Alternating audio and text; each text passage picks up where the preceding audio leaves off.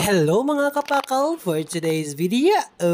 So ayun na nga mga kapakal, medyo may mga tira tayo kahapon, kagabi. So ipagpapatuloy natin ngayon yung laban ng ating negosyo. Open lang tayo araw-araw, magbukas lang tayo araw-araw.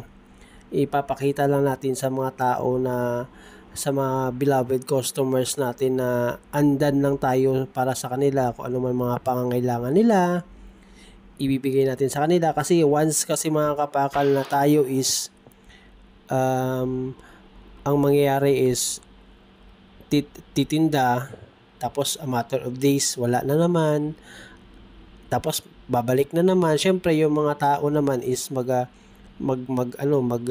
mag-iisip na hindi tayo consistent, ganun. So ibig sabihin possible na mawala sila or lumipat sila sa ibang tindahan, so or sa ibang pizzahan or milk tea na alam nilang open sila araw-araw. Kasi kung ikaw hindi ka consistent sa iyong negosyo, kung hindi ka consistent sa iyong ginagawa, is may possibility talaga na mawala yung mga beloved customers natin. So tuloy lang natin yung negosyo.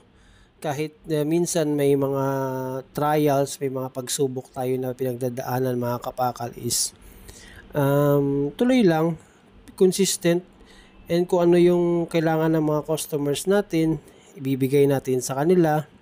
Kung ano yung mga gusto nila, kung ano yung mga hiling nila regarding kung ano man yung ino-offer natin sa kanila na services. Kunyari, kung sa akin is food, kung anong gusto nilang service na kailangan nila, kung ang gusto nila is ibibigay ko sa kanila, kasi yun yung pangangailangan nila, and yun yung kumbaga is satisfied sila sa in-order nila, which is kasi may price. Kaya kung ano yung gusto nila, ibibigay ko. Example, ang gusto nila is tostado, yung dough is kung ano yung kaya ko ibigay sa kanila is ibibigay ko. But at the same time, satisfied din sila na dito ko nahanap yung comfort food ko na wala sa iba, ganun ba? Kasi may mga customers dito na natikman daw nila yung pizza natin, natikman nila yung pizza namin, tapos dito na sila umu-order. Ang nila is tatanungin ko sila minsan kung sir, taga saan kayo? Natikman ko to doon sa katrabaho ko, tapos bumili ako, iregalo ko to sa mga apo ko. So para sa amin, happy kami doon kasi part kami ng happiness ng mga anak nila, part kami ng happiness ng apo nila, part kami ng mga happiness ng mga kamag-anak nila, relatives nila. So masaya kami doon na nabibigay namin yung best namin sa pagtitinda ng kung ano man ang product meron kami, like milk tea or pizza or other services pa na ino-offer namin sa kanila. May mga additional naman kami dito na may mga grocery naman kami dito sa likod. Kung di yun lang napapansin is meron naman kaming grocery dito. Kung ano man mapangailangan nila is meron naman kami. Pero yung talaga namin, yung mismo pinaka main talaga namin is pizza talaga, tsaka milk tea. Kasi doon talaga kami nag-start kasi ang pizza and milk tea namin is mag 4 years na siya. So yun lang, masaya kami na naging part kami ng salo-salo ng every family. Meron pa nga murder sa amin. Nag-ambagan sila para lang makabili sila ng pizza kasi kakasahod lang nila. Parang enjoyment lang ba, pero naging part kami doon kasi nga doon sila bumili sa amin ng pizza and milk tea.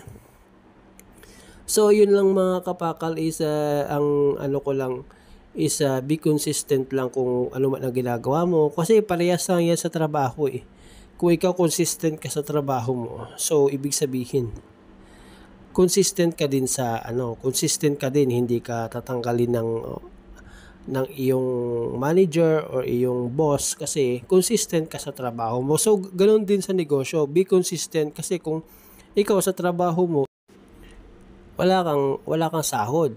So kung sa negosyo, kung hindi ka magtitinda, wala ka rin kita. So ganun lang yan mga kapakal, ganun lang kasimple yung principles na kung hindi ka magtatrabaho, wala kang sahod. Kung hindi ka magtitinda or magnenegosyo on that day, wala ka rin kita. So ganun lang mga kapakal, be consistent, work hard, prayer.